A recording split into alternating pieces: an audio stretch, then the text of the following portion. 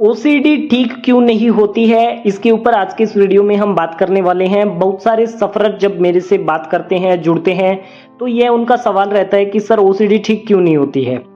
या बहुत सारे लोग तो मेरे को ऐसा भी सवाल पूछते हैं कि सर आज तक आपने कितने पेशेंट से मिले हो या कितने लोग आपसे ट्रीटमेंट ले चुके हैं और कितने ठीक होते हैं। तो जितने ठीक होते हैं उनका तो मैंने बता दिया कि जो प्रैक्टिस करेगा, अच्छे से चलेगा इसके अंदर, वह तो हो जाएगा ठीक। जो प्रैक्टिस नहीं करेगा वह ठीक नहीं होगा, ठीक है ना। इसको आज के इस वीडियो में मैं आपको एक स्टोरी के माध्यम से, है ना, एक बात समझाना चाहता हूं और आप इससे रिलेट भी कर पाओगे कि हाँ ऐसा होता है। तो ये जो आज के इस वीडियो में मैं आपको स्टोरी सुनाने वाला हूं, ये मैंने भी कहीं से सुनी थी। तो क्या होता है कि अमेरिका के पास की एक कहानी है कि वहां क्या हुआ कि ऐसा खबर मिला कि यहाँ कोई ऐसा पहाड़ है जहां सोने की खदान है। तो उस इलाके में सोने की खदान है और तो एक व्यापारी ने ये बात सुन ली। उसने क्या किया, अभी अपनी जमा पूंजी थी वह सारी डाल करके उस पहाड़ को ही खरीद लिया। उस इलाके को उसने सारी खुदाई उदाई चालू कर दी। खुदाई करता रहा और उसको कुछ भी ना मिला। अब वह परेशान कि जो सारी जमा पूंजी थी वह इसमें डाल दी कि इधर तो सोने की खदान मिलेगी, वो भी नहीं मिला, जो था वो भी चला गया, अब क्या करें। तो उसके मन में आया कि मैं इसको बेच देता हूं। तो उसने इश्तिहार निकाला और कहा जी मुझे ये बेचना है। तो उसको एक मिल गया व्यापारी, उसने कहा जी ले लेंगे। तो एग्रीमेंट हो गया, जो पैसे वैसे देने थे वो दे दिया। तो होता क्या है कि जैसे ही वह खरीद लिया जाता है दूसरे व्यापारी के द्वारा, तो वह क्या करता है कि खुदाई चालू करता है और 1 फुट खोदने पर ही उसको क्या होता है कि सोना मिल जाता है, सोने की खदान मिल जाती है।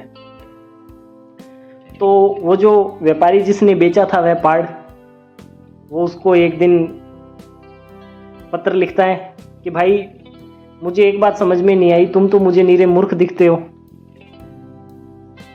कि यहां मैंने सारी जमा पूंजी डाल करके मैं ये चीज आपको बेच रहा हूं, फिर आपने खरीद ली। तो उसने कहा कि जहां से आपने खुदाई करना बंद कर दिया था उसके आगे मैंने 1 फुट खोदा और वहां खोदते मुझे सोने की खदान मिल गई, तो मेरे लिए तो ये सौदा अच्छा हुआ। तो उसने कहा मेरी किस्मत खराब थी। तो उसने कहा कि किस्मत की बात नहीं है ये, जहां आपने खोदना बंद कर दिया था ना, मैंने वहां से खोदना चालू किया है और 1 फुट खोदने पर ही मुझे ये मिल गया। काश 1 फुट आप उस दिन खोद लेते तो आज ये मेरा नहीं होता। अब इस कहानी के माध्यम से आपको क्या सीखने को मिला? इस कहानी के माध्यम से आपको ये सीखने को मिला कि जो मैं पीछे भी बात करता रहा हूं ना कि भाई 101वें हथौड़े पे आपको रिजल्ट मिलेगा, उसके लिए क्या करना पड़ेगा, पहले 100 हथौड़े मारने पड़ेंगे। एक बहुत बड़ी चट्टान है जिसके 2 टुकड़े करने हैं आपने, और 2 टुकड़े करते ही आपको बहुत बड़ा रास्ता मिल जाएगा, ठीक है। परंतु उसके लिए निर्धारित ये है कि 101 हथौड़े मारने पड़ेंगे। अब 101वां हथौड़ा तब लगेगा ना जब पहले 100 हथौड़े मारे जाएंगे।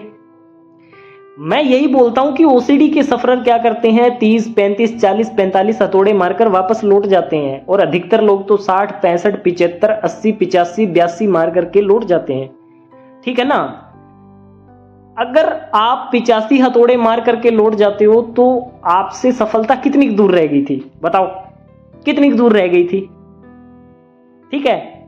यही आज की इस कहानी के माध्यम से मैंने संदेश दिया है कि अगर वह व्यापारी 1 फुट गड्ढा और खोदता तो हो सकता था ना उसको खदान मिलती, परंतु उसे नहीं मिली क्योंकि उसने वहीं रोक दिया, ठीक है।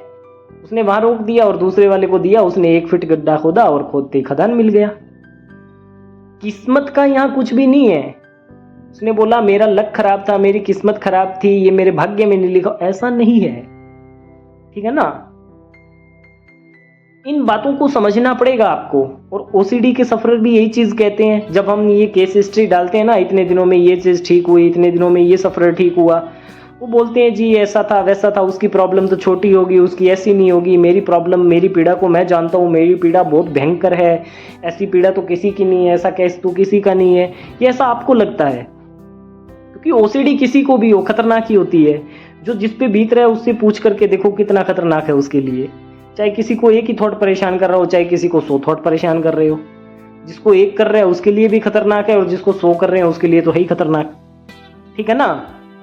परंतु जो एफर्ट लगाता है, प्रैक्टिस करता है, मैदान में डटा रहता है, वह इस जंग को जीत लेता है। तो मैं हमेशा सफरर से एक ही बात कहता हूं कि हार मत मानो, लगे रहो, डटे रहो, मुकाबला करते रहो, सफलता आपके हाथ जरूर लगेगी। और जितने भी ओसीडी के सफरर हैं, कोई 1% 2% एफर्ट डालता है तो उसको कुछ न कुछ रिजल्ट जरूर मिलता है, ठीक है ना। निरंतरता से आप प्रयास करते रहो, आपको जरूर रिजल्ट मिलेगा। तो आज के इस वीडियो के माध्यम से मेरा समझाने का उद्देश्य यही है कि आप मेहनत करते रहें, आप प्रैक्टिस करते रहें, आप ओसीडी के आगे हार मत मानिए। अगर आप प्रैक्टिस करते रहोगे तो एक ना एक दिन आपको सफलता जरूर मिलेगी।